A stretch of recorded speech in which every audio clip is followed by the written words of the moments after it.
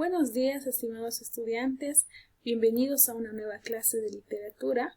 Soy la profesora Zoraida Aliaga Terrazas, maestra de Comunicación y Lenguajes, y en esta ocasión vamos a continuar con la etapa de diagnóstico y repaso de temas de la anterior gestión. Vamos a iniciar en esta ocasión con los temas de gramática y vamos a empezar por la unidad 1, monemas, lexemas y morfemas.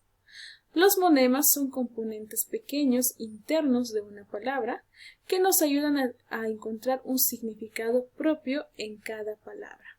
Por ejemplo, supermercados es una palabra que está compuesta por el prefijo super, que significa grande, mercado, que nos va a indicar que es un lugar donde se expenden cosas, y la S, que es un sufijo que nos indica el plural.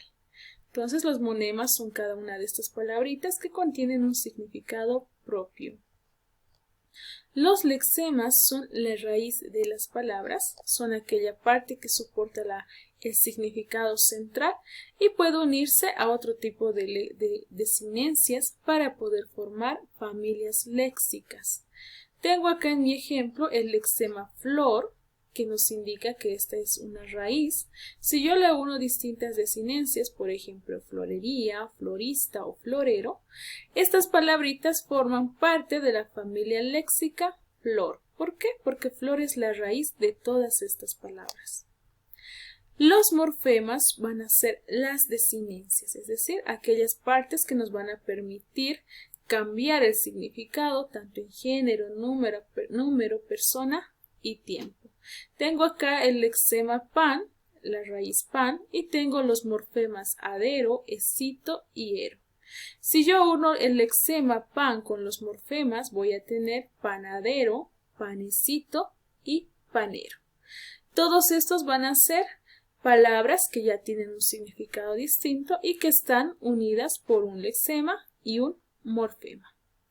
Pasamos al siguiente tema que nos habla de la estructura de la oración. Las oraciones están compuestas por dos partes principales, el sujeto y el predicado. En literatura les vamos a llamar sintagmas. Por lo tanto, los sintagmas son grupos de palabras. Una oración no puede ser escrita sin sentido, sino que tiene que seguir ciertas reglas. Estas reglas nos van a ayudar a expresar un sentido completo dentro de la oración, es decir, vamos a poder expresar todo lo que queremos y tienen que poseer un verbo conjugado. Existen dos clases de sintagmas dentro de una oración, el sintagma nominal, que va a ser el sujeto que conocemos, y su núcleo va a ser el sustantivo, es decir, la persona, cosa o animal sobre la cual estamos hablando. Luego tenemos el sintagma verbal, que va a ser el predicado de la oración, y el núcleo de este predicado va a ser un verbo conjugado. Las partes de la oración ya habíamos visto son dos: sujeto, donde vamos a encontrar a quién está realizando la oración, y el predicado, donde nos indica qué acción se está realizando. Pasamos ahora a la oración simple. Vamos a analizar ahora las oraciones. La oración simple se va a dividir en distintas clases de predicados. Una oración simple es aquella que tiene un solo verbo, que se puede notar a primera vista, y este verbo obviamente tiene que estar conjugado. Obviamente tiene un solo predicado y un solo complemento. Cuando nosotros tenemos una oración, hallamos un verbo, un sujeto, y no existe otro tipo de acciones, podemos estar hablando de una oración simple. La oración simple tiene dos tipos de predicados. El predicado nominal, que va a utilizar tres verbos principales, estos se les llama verbos copulativos, que son el ser, estar y parecer. Estos verbos nos van a permitir indicar algún estado del sujeto, por ejemplo, yo soy alegre o yo estoy feliz. En este caso voy a tener un atributo del sujeto. El predicado verbal se va a construir con cualquier verbo predicativo menos los verbos ser, estar y parecer. Entonces acá nos van a indicar que una acción ha sido completada. Por ejemplo, puedo decir yo leo un libro. En este caso no estoy hablando de ningún atributo, sino que estoy hablando de una acción realizada por un sujeto. Pasamos ahora a las oraciones compuestas. Se les llama oraciones compuestas a aquellas oraciones que tienen más de un verbo conjugado. Estas oraciones compuestas se subdividen en tres categorías: las oraciones yuxtapuestas, que son oraciones que van unidas por un signo de puntuación, puede ser un punto y coma, los dos puntos o la coma. Las oraciones, que son aquellas oraciones que dependen una de la otra, es decir, la segunda oración necesita a la primera para poderse entender. Y las oraciones coordinadas son aquellas oraciones unidas que son independientes. Si yo borro la primera o la segunda, se siguen entendiendo sin necesidad de la otra. Los estudiantes las vamos a volver a repasar en esta nueva gestión, así que hasta acá lo voy a dejar para no complicar mucho lo que es el aprendizaje de esta etapa de nivelación. Pasamos ahora a el verbo número 1, conceptos básicos. ¿Qué es el verbo? El significado, la forma, la función, la conjugación, el número y la persona de un verbo. Significado. El verbo no solamente nos expresa acciones, también nos puede expresar estados, procesos o fenómenos que realiza el sujeto.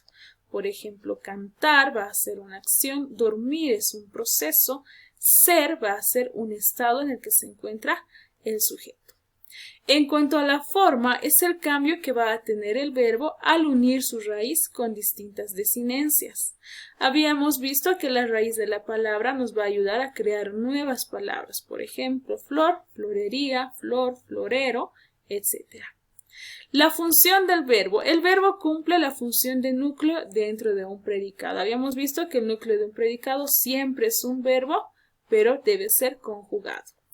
En cuanto a su conjugación, tiene tres tipos: los verbos que terminan en ar, los verbos que terminan en er y los verbos que terminan en ir. En cuanto al número, vamos a encontrar dos tipos: el singular y el plural. Por ejemplo, quiero comer, quiero en singular, y queremos comer, queremos en plural. En cuanto a vamos a indicar quién está realizando la acción. A la primera persona le van a pertenecer el yo y nosotros, segunda persona tú y ustedes, y la tercera persona él, ella, ellos o ellas. Vamos a pasar ahora al siguiente tema, que nos habla del modo y tiempo del verbo. El verbo tiene tres modos y tiene dos tiempos. El modo nos va a expresar la actitud del hablante ante los hechos, cómo se está realizando esa oración, qué momento, qué sentido le estoy dando a esa oración. Existen tres modos principales: el indicativo, el subjuntivo y el imperativo. El modo indicativo nos va a indicar una oración real, cierta, que podemos comprobar. El subjuntivo es un deseo, una duda que yo tengo, y el imperativo nos permite dar órdenes. En cuanto al tiempo, el verbo va a tener dos distintos tiempos, se van a separar en simples y compuestos. Las formas simples van a ser aquellas que tienen un solo verbo, y las formas compuestas, el verbo haber más el otro verbo en participio. En cuanto a los tiempos compuestos, vamos a hablar de los tiempos perfectos, cuando se acaba una acción, y los tiempos imperfectos, cuando la acción aún no ha terminado. Una vez más, esta parte lo vamos a volver a repasar de forma más detallada en esta nueva gestión. En la unidad 7 vimos los verbos defectivos y auxiliares. Los verbos defectivos, o los verbos en su totalidad, se dividen en dos grandes campos: los verbos regulares, que son los que mantienen su raíz, es decir, no cambian mucho durante la conjugación, y los verbos irregulares, que son aquellos verbos que cambian completamente durante su conjugación. Por ejemplo, un verbo irregular es el verbo ser. Digo yo soy, tú eres, él es. Quiero que notes que ha cambiado en cada una de las conjugaciones.